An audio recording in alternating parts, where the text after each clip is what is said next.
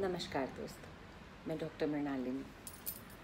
आज बात करेंगे, शायद आप लोगों को बहुत मालूम है, कोरोना, लॉकडाउन, ये जो भी चीज़ें होती हैं ना, जहाँ हम ह्यूमन स्पिरिट्स बहुत ही हम कंट्रोल नहीं चाहते किसी चीज़ का।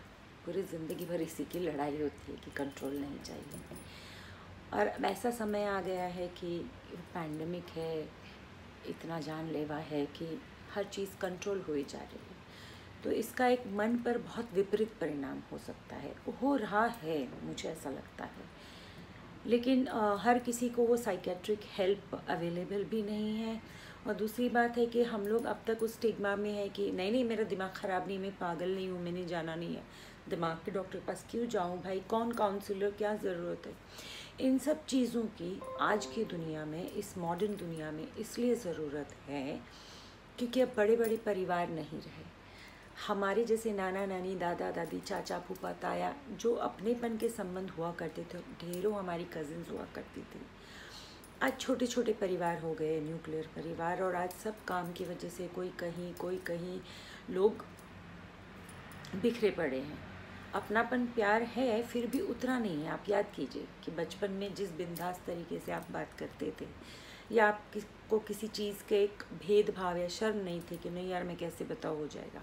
समाज आपको उन चीज़ों के लिए तैयार कर देता है कि ये ख़राब है, ये गलत है, ये सही है।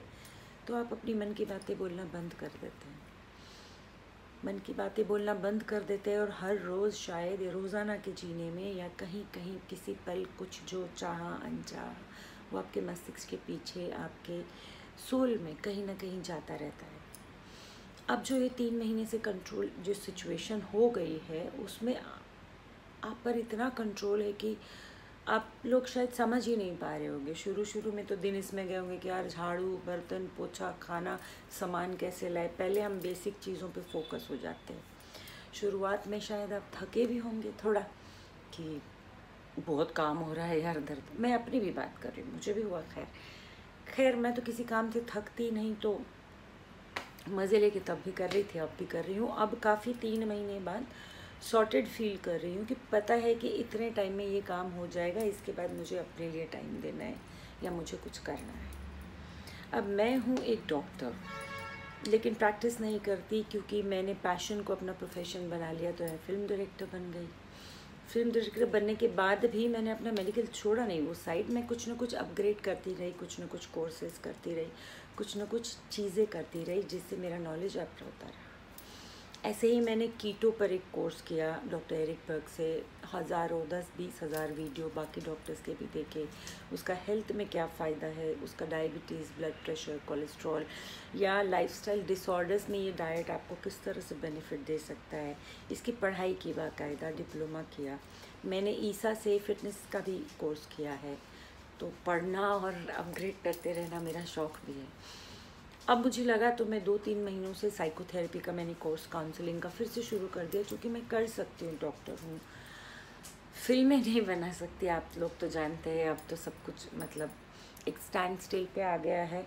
जिन लोगों के पास शायद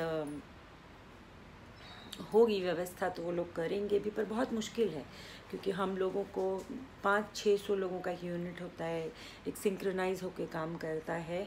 तो हम एक फ़िल्म बना सकते हैं, बेहतरीन फ़िल्म बना सकते हैं। तो अब क्या किया जाए। हाँ, घर का काम रोज़ हो रहा है, बाकी चीज़ें हो रही है। तो मुझे लगा कि मुझे आप लोगों से बातें करना चाहिए, ऐसी बातचीत जो आपके दिल को छुए, आपको लगे कोई अपना बोल रहा हो। तो जहाँ तक हम थेरेपी, काउंसलिंग की बात कब आती है, जब आपके परिवार छोटे हो जाते हैं, जो छोटे हो चुके हैं और बिखर चुके हैं दुनिया भर में, काम की तलाश में, करियर, पैशन बोलिए, एक इच्छा बोलिए स्वतंत्र रहने की, या जो भी पर है। तो दूरियों से, फिज़िकल दूरियों से, वो दिलों की भी दूरियां नहीं कह सकते, खैर, पर एक हिचक पैदा हो जाती है। क्या यार, उसकी अपनी प्रॉब्लम है, मैं अपनी क्या बताऊं, इस तरह की बातें हो जाती हैं। तो मैं आपको थोड़े पॉइंटर्स देती हूँ।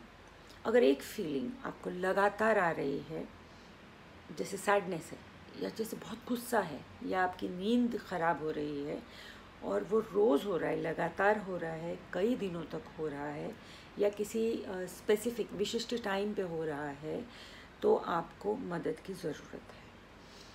तो ऐसे में मदद ऑनलाइन भी बहुत अवेलेबल है और ऑनलाइन ही करनी पड़ेगी। तो आप ढूंढ सकते हैं ऑनलाइन, पढ़ सकते, लेकिन पढ़ने से या ऑनलाइन करने से मुझे लगता है बातचीत करने से ना चीज़ों को एक रोशनी पड़ती कि अरे हाँ मुझे ऐसा हो रहा है, तो उसका क्या किया जा सकता है। ये सलाह आपको सिर्फ एक प्रोफेशनल ही सही तरीके से दे सकता है, क्योंकि अपनों में एक है कि अपने हमको बीमार मानते नहीं, चले पगले जो करना है कर ले, या इस तरह से बात टाल दी जाती, उड़ा दी जाती है, या समझ नहीं आती और वाकई में आपको वो फीलिंग हो रही है जिसको आप कंट्रोल नहीं कर पा रहे हो। जब फीलिंग्स पर आप कंट्रोल नहीं कर पाते और फीलिंग्स आपको कंट्रोल कर रही है तो स्थिति काफ़ी गंभीर और कॉन्सिक्वेंसेस काफ़ी ख़राब हो सकते हैं। आसपास वाले भी परेशान हो सकते हैं, आपकी प्रोग्रेस रुक सकती है, आपका फोकस रुक सकता है, आप अटक सकते हो ऐसी बातों में जो शायद ज़रूरी नहीं समझते आप नॉर्मल होते तो।